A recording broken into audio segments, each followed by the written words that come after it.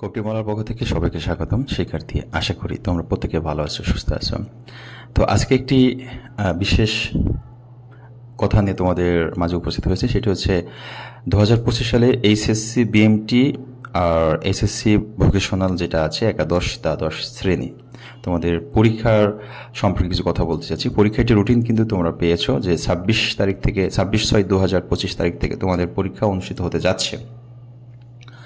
তো যেহেতু সামনে তোমাদের পরীক্ষা, তোমরা যারা ইতিমধ্যেই কবিটেক বাংলার সাথে যুক্ত ছিলা বিগত কয়েক বছরে, তো তোমরা প্রত্যেক বছরেই আশা করি কবিটেক বাংলার কাছ থেকে একটি সাহায্য পেয়েছো, একটি সহযোগিতা পেয়েছো যে পরীক্ষায় ভালো করার জন্য কি কি করা উচিত। তো এবছরে তোমরা সাহায্য সহযোগিতা পাবা কবিটেক বাংলা থেকে, যে কিভাবে পড়লে, কিভাবে পরীক্ষা দিলে খুব কম সময়ে ভালো একটা রেজাল্ট করা যায়। আমরা কিন্তু সবাই চাই যে পরীক্ষার হলে যেন কমন পড়ে, আমরা অল্প একটু পড়েই, পরীক্ষার দিন পড়ে, দুদিন আগে পড়েই ভালো একটা রেজাল্ট করতে পারি। সবাই কিন্তু সবার ইচ্ছায় থাকে এরকম, কম পরিশ্রম করে অনেক বেশি কিছু অর্জন করা সবার ইচ্ছে থাকে, সবার।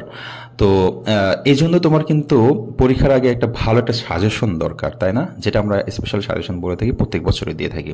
কবিটেক বাংলা তোমাদের এইচএসসি বিএমটি দ্বাদশ শ্রেণীর সাজেশন আজকে থেকে দিবে। এই ভিডিওতে তোমরা যারা দেখে থাকছো, এখানে সাজেশন কিভাবে নিতে হবে সব কিছুই আমি বলে দিচ্ছি একটু পরে। কিন্তু সাজেশনটা কেমন হবে সেটা তো আগে জানি না, যেহেতু আমাদের 26 তারিখ থেকে পরীক্ষা অনুষ্ঠিত হচ্ছে। এখন যদি তুমি মনে করো যে না আমি আরও পরে পড়াশোনা শুরু করবো, আমার মনে হয় তোমার জন্য সেটা ব্যাড লাক হবে। যেহেতু এখন সামনে আমাদের ঈদ আছে, ঈদের কিছুদিন ছুটি পাবা, তুমি চাবে ছুটির ভিতরে 50% বা 80% সিলেবাস কমপ্লিট করে রাখতে। আর এই 70% সিলেবাসটা কমপ্লিট করতে হলে তোমার একটা ধারণা থাকতে হবে, একটা লেসন প্ল্যান থাকতে হবে, একটা কমপ্লিট একটা সাজেশন থাকতে হবে। তো কবিটেক বাংলা তোমাকে কমপ্লিট একটা সাজেশন দিচ্ছে, যেটা আশা করি কোনো জায়গায় টিচারের কাছে বিভিন্ন জায়গায় ঘোরাঘুরি করার কোনো প্রয়োজন নাই। শিক্ষার্থীবৃন্দ, দেখো তোমাদের 25 সালে হচ্ছে হিসাব বিজ্ঞান আছে বা অ্যাকাউন্টিং আছে। অ্যাকাউন্টিংয়ের সাজেশনগুলো আমি এভাবে দিয়ে থাকি, দেখো একটু খেয়াল করে, যে এরকম প্রশ্ন থাকবে প্লাস উত্তর দেওয়া থাকবে। সেক্ষেত্রে তোমার গাইড বা কোনো টেস্ট পেপারও আশা করি প্রয়োজন হবে না। অনেকেই গাইড টেস্ট পেপার কেনার পরও সাজেশন কিনে, তাহলে তার অনেক টাকা খরচ হয়ে গেল। আমার মনে হয় গাইড টেস্ট পেপার কিছুই কেনার দরকার নাই, কারণ হচ্ছে সাজেশনগুলো উত্তর সহ থাকতেছে। একই রকমভাবে বাংলাও তোমাদের জন্য এভাবে সুন্দর পুরো কমপ্লিট একটি সাজেশন দেওয়া হয়েছে। এই যে এত সুন্দর করে, যেমন প্রথমে তোমার পদ্য গদ্য নাম থাকবে, লেখকের কিছু পরিস্থিতি থাকবে, এরপরে পাঠ পরিস্থিতি থাকবে, তোমার বইও কেনার দরকার হবে না আশা করি। তারপরে সৃজনশীল, এই অধ্যায়ের মোস্ট ইম্পর্টেন্ট সৃজনশীলগুলো কেমন হইতে পারে সেটা উত্তর সহ এখানে দেওয়া আছে, ঠিক আছে। একই রকমভাবে বিজনেস ইংলিশ যেটা তোমাদের রয়েছে, তারপরে হচ্ছে আমরা যদি দেখি ব্যবসায়ী সংগঠন ও ব্যবস্থাপনা রয়েছে, এরপর হচ্ছে কম্পিউটার আছে, ডিজিটাল রয়েছে, টেকনোলজি, ইংলিশ, হিউম্যান, হ্যাঁ, এই যে সাবজেক্টগুলো আছে, হিউম্যান রিসোর্স ম্যানেজমেন্ট যেটা আছে, হ্যাঁ, আশা করি যে সাজেশনটা কবিটেক বাংলা দিবে তোমরা 80% উপরে কমন পাবা।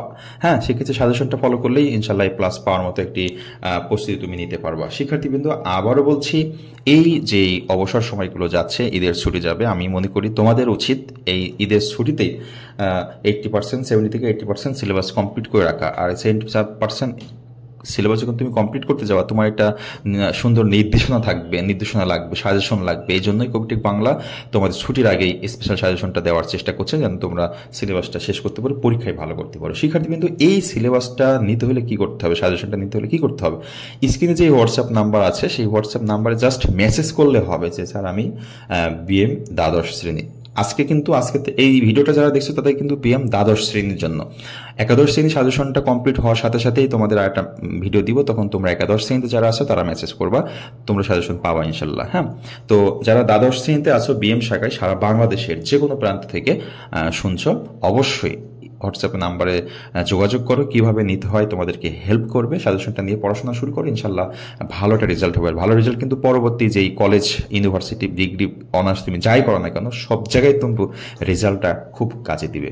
এই জন্য রেজাল্টটা ভালো করার জন্য এখনই সাজেশন নিয়ে পড়াশোনা করা উচিত। শিক্ষার্থী কিন্তু সবার জন্য শুভকামনা রইল, সবার জন্য দোয়া রইল। সবাই ভালো থাকবে, সুস্থ থাকবে। আল্লাহ হাফেজ।